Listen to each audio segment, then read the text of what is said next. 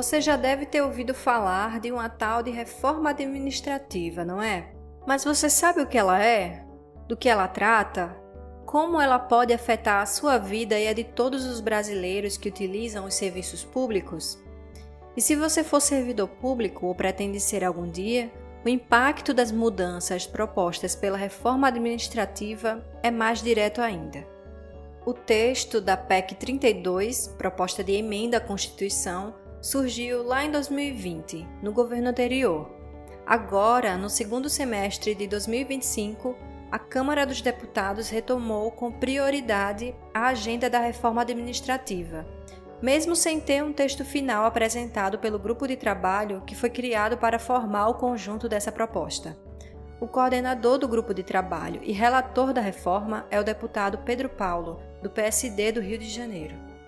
O tema pode ser bastante controverso porque, de um lado, há servidores públicos e movimentos sociais que denunciam que parte das mudanças trazidas com a reforma administrativa representam retrocessos e fragilizam o serviço público, enquanto outros setores argumentam que a reforma é necessária para dar mais eficiência e reduzir os gastos do funcionalismo público. Neste quarto episódio do podcast Conversa Docente, o tema é Reforma Administrativa e os principais impactos para servidores e para a população.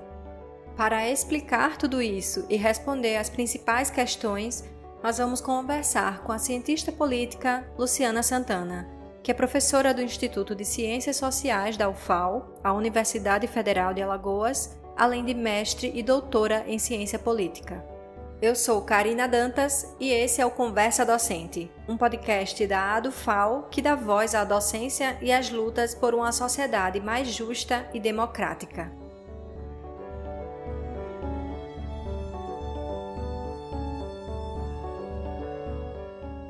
Professora Luciana Santana, seja bem-vinda ao podcast da ADUFAL. Obrigada por aceitar nosso convite. Eu queria começar essa conversa pedindo para você explicar o beabá da reforma administrativa e qual é a principal ideia por trás desse texto.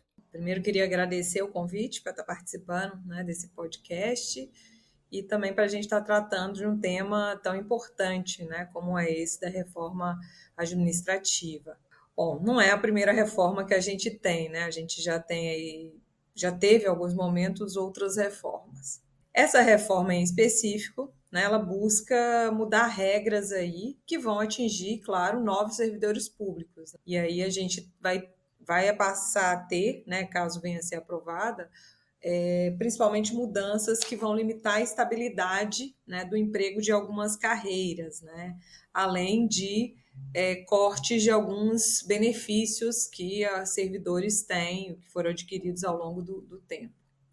E aí, claro, o objetivo de uma reforma administrativa, e até dentro dos contextos nos quais ela é discutida, ela é votada, ela atende muito às demandas e às pressões externas, que acontecem, e principalmente aí pensando hoje o que é, o Estado brasileiro, e pensando aí do ponto de vista administrativo, o peso que a burocracia tem, Então, quando eu olho para esses atores externos, que acabam pressionando, a gente consegue perceber que há uma ideia, muitas vezes equivocada, do que é o aparato do Estado, e se ele efetivamente funciona adequadamente ou não. Então, eu acho que a partir daí a gente já tem até alguns erros nas análises para justificar determinadas reformas, Acho que alguns ajustes são até necessários serem feitos com adequações, das mudanças e do próprio processo de modernização do Estado, Mas quando a gente fala em ajustes que dizem respeito e que atingem diretamente direito dos servidores públicos, aí a gente já vai para uma outra seara, justamente por meio dessa justificativa de que não há o retorno necessário, ou que pelo menos não se vislumbra aí observar o que efetivamente a gente tem em termos de resultados a partir dessa burocracia. Então, quando você me pergunta isso, o que está por trás? Está interesse em atender essas pressões externas, né? Cortes de gastos, tentar ter uma burocracia mais meritocrática, que inclusive iguale em alguma medida critérios de avaliação que acontecem na iniciativa privada, né? E talvez por todos esses elementos, e principalmente por reduzir direitos, é uma reforma muito criticada, né? Porque ela vem muito de cima para baixo, no sentido de pensar que ela vem de discussões, né, que dentro dos próprios membros, né, do executivo, né, que estão na ponta, e também aqueles que têm poder de decisão no âmbito do legislativo, né, que são aqueles que vão tomar a decisão e que muitas vezes estão muito desconectados do que é a atividade, do que é essa burocracia, do que ela efetivamente produz e, principalmente, das mudanças que ela já sofreu ao longo do tempo. Né? Uma coisa é a gente falar da burocracia brasileira na década de 80, na década de 70, na década de 60. Outra coisa é a gente pensar a administração pública a partir da Constituição de 1988. E a gente já teve mudanças muito substantivas aí e que eu acho que a gente conseguiu atingir, ou pelo menos tem atingido, um patamar de resultados muito satisfatório, né? Haja visto o que aconteceu na pandemia, né? Se a gente não tivesse um aparato administrativo consistente e estável, e efetivamente comprometido com o Estado, a gente não teria as respostas que a gente teve, né? Principalmente num contexto de negacionismo, de atores políticos à frente das instituições, negando e com indicações contrárias à própria ciência, né? Como a gente teve durante ali o governo do ex-presidente Jair Bolsonaro, né? Um período muito nebuloso. Fora, né, um outro momento que a gente tem, né, essa tentativa de ruptura de regras, né, de sucateamento de espaços consolidados, até de participação, que passam também por essa burocracia. Né? E, claro, não se rompeu, mas deixou ali uma lacuna muito grande que está sendo remontada pouco a pouco. Então, isso tudo está em questão e por isso que é uma reforma muito criticada. A gente está gravando esse episódio no dia 1º de setembro e até o momento ainda não foi divulgado o texto final da reforma administrativa, né? O que a gente sabe são algumas medidas já mencionadas pelo deputado relator em entrevistas e eu acho que a principal questão que é alvo de críticas é sobre o suposto fim da estabilidade dos servidores. Ainda assim, outra medida prevista no texto é sobre a criação de um cadastro nacional de funcionários temporários, o que seria um grave risco para a estabilidade dos servidores. Você poderia explicar o que está por trás desses dois dispositivos e qual a relação entre eles? Bom, como a gente já mencionou, a gente não tem ainda o texto final que vai efetivamente ser discutido, né, pelos deputados, né? Apesar de já estar na pauta do dia, a gente já tem conversas avançadas. Né? Quando a gente olha primeiro a questão dos vínculos hoje que a gente tem, né, no serviço público, no regime estatutário em vigor, a gente sabe que os servidores são titulares de cargos públicos, né, e somente se distingue aí hoje daqueles que são os comissionados, né, os efetivos dos comissionados. Com essa proposta, e aí a gente vai saber se realmente vai ser esse o formato que vai ser apreciado, ele prevê diferentes categorias, né, nas unidades em que for adotado um novo regime jurídico de pessoal. Então, eles falam em 4 regimes jurídicos. Né? O primeiro seriam servidores ocupantes de cargos típicos de Estado, aqueles que estão previstos constitucionalmente, que estão vinculados ali, por exemplo, a área da saúde, assistência social, educação, segurança pública, e aí, claro, as universidades estariam dentro desse vínculo. Um outro grupo seriam servidores ocupantes de cargos não classificados como típicos do Estado. Um terceiro seriam servidores ocupantes de cargos de liderança e assessoramento. E um quarto seriam cidadãos inscritos em concursos públicos, né, no exercício de funções que são imputadas aos cargos, né, que vão ser, claro, postulados, sem que eles sejam titulares ou totalmente investidos, né? Eu diria que a gente, em alguma certa medida, a gente tem alguns casos, como, por exemplo, a EBSER. Então, isso aí já mostra um pouco aí de uma mudança substantiva em termos das distinções entre cargos, né? E aqueles que são efetivamente típicos de estados, é aqueles que têm a possibilidade, né, de ter aí essa estabilidade aí enquanto servidores dentro da administração pública. E aí, claro, a gente tem impactos que eu diria até muito gritantes, né, que é justamente o contrato que a gente tem, que é o contrato temporário. Né? Nessa PEC da reforma administrativa, né, a PEC permite a contratação aí mediante processo seletivo simplificado, né, de pessoas com vínculo por prazo determinado, ou seja, né, com recursos próprios aí de custeio, e isso pode ser admitido aí, claro, em algumas hipóteses, né, não é algo automático. Primeiro, casos em que a gente tem aí estados de calamidade, de emergência, onde, por exemplo, tem paralisação de atividades essenciais ou acúmulo transitório de serviço. A gente tem uma outra hipótese, que é quando atividades, projetos ou necessidade de caráter temporário, né, ou sazonal, né, aconteçam aí, claro, com a indicação expressa da duração do tempo de contrato, né, temporário. E um terceiro, atividades ou procedimentos sob demandas. Em alguma medida, a gente tem hoje os contratos terceirizados, né, dentro do Estado brasileiro, nas universidades a gente tem também. Uma preocupação que vem adjacente a essa situação é justamente, por exemplo, sufocando momentos em que o trabalhador tem direito de questionar ou se utiliza, por exemplo, de movimentos de greve para garantir aí direitos, né, para reforçar a manutenção de direitos.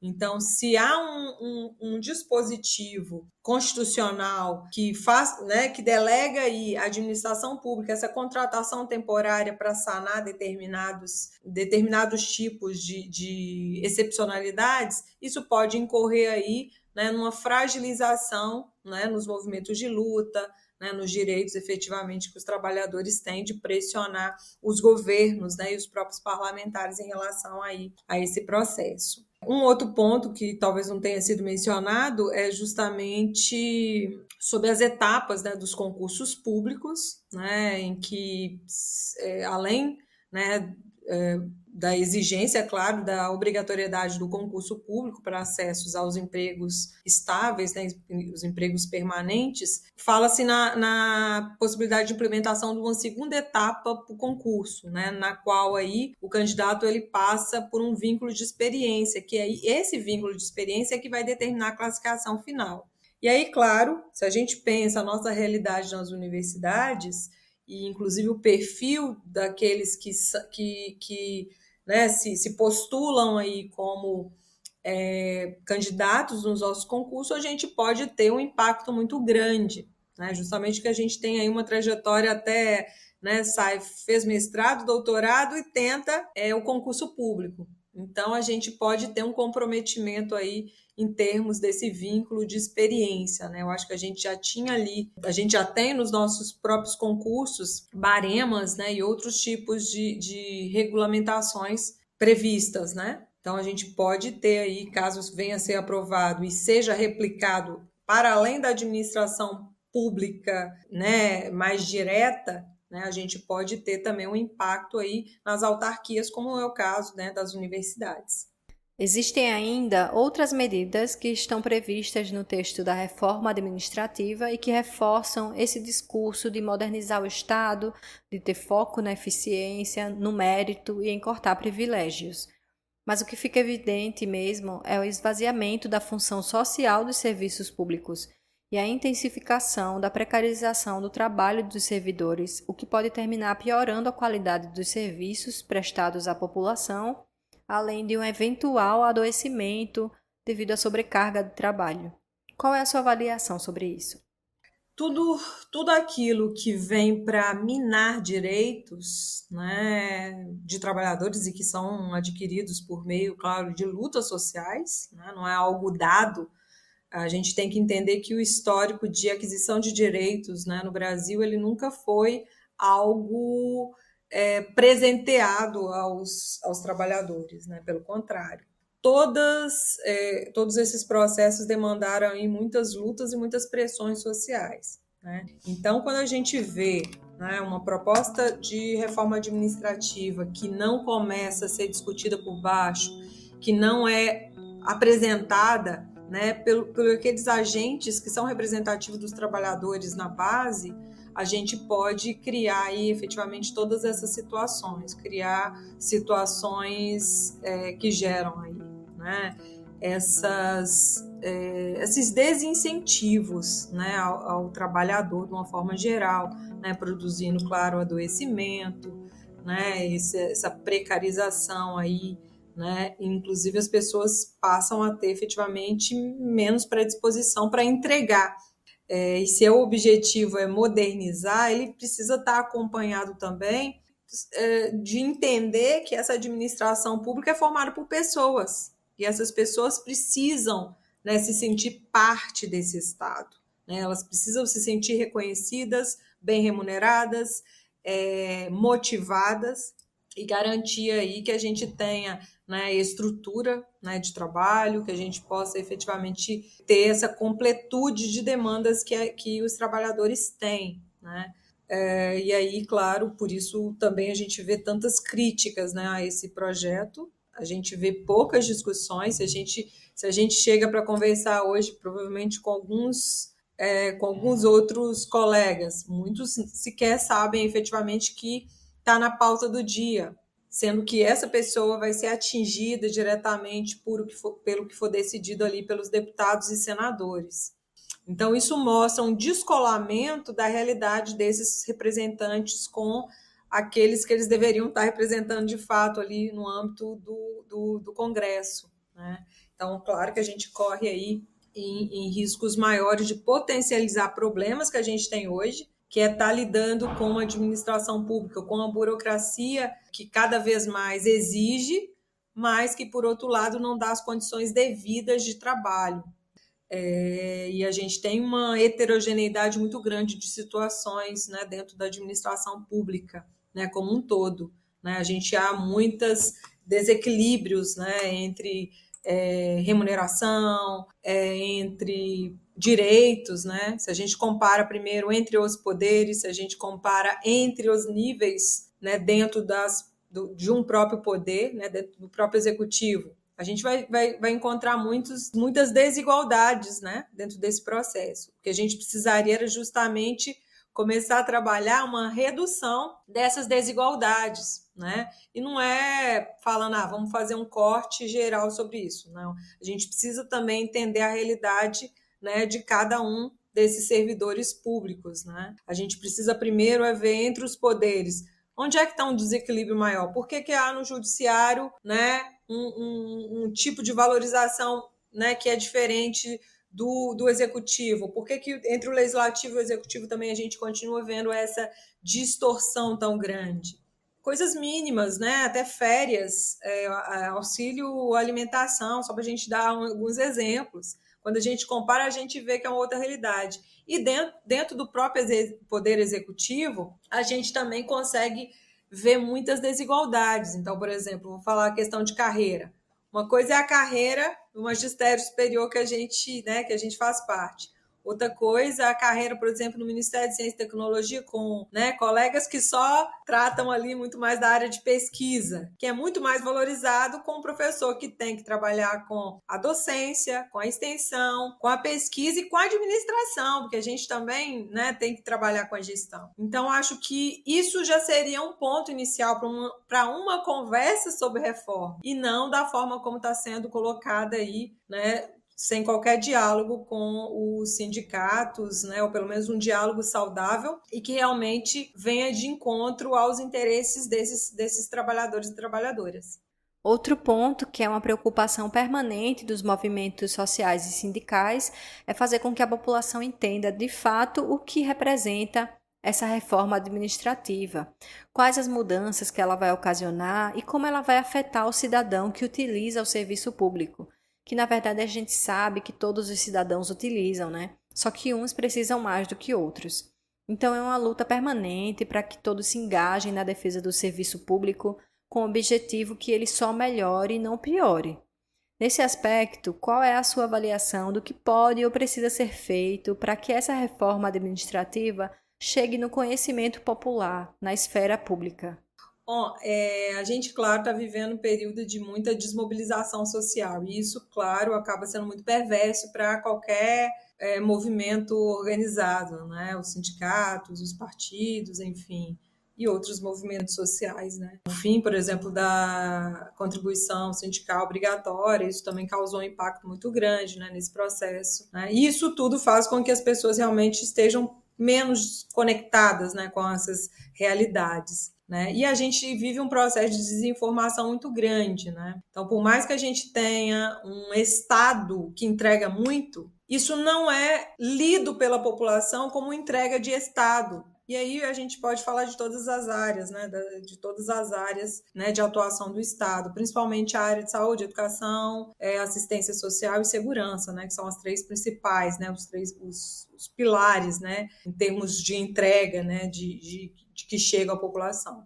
Então, o que a gente precisa é se reconectar, né, com a população e tentar combater esse processo de desinformação, tentar aprender melhor, vender, entre aspas, aquilo que a gente faz, né? Mostrar o quanto, por exemplo, as universidades produzem conhecimento, que esse conhecimento é revertido, por exemplo, num novo medicamento, numa nova política pública, que é quem trata, por exemplo, de uma inovação na área de saneamento básico, de iluminação, enfim, na área de ciência e tecnologia como um todo, né? Que isso não é o setor privado que entrega, né? Muitas vezes há parcerias público-privado, mas sem a produção de conhecimento que é gerada dentro das instituições públicas, isso não seria possível. Então, reconectar com as pessoas, tentar vencer esses bloqueios aí que esse processo de desinformação acarretam, né, no vínculo aí com a população, ajudaria a gente chegar aí num patamar melhor, né, pelo menos de reduzir esses